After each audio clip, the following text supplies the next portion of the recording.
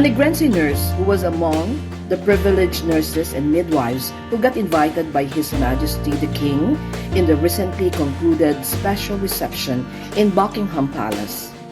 The activity is for internationally educated nurses and midwives working in the United Kingdom. This year is the 75th year of the NHS and also the 75th birthday of His Majesty King Charles. Regina Reyes is a clinical research nurse specialist.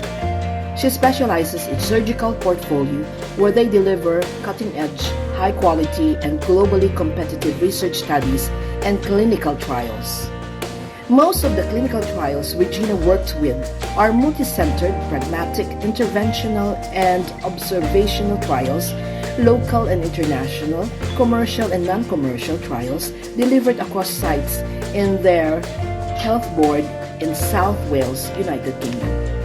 During the event, Regina wore a red Filipiniana.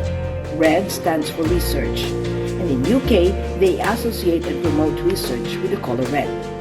Regina, a graduate of the University of St. LaSalle, emphasized that research is highly significant and relevant in the improvement of healthcare and sciences.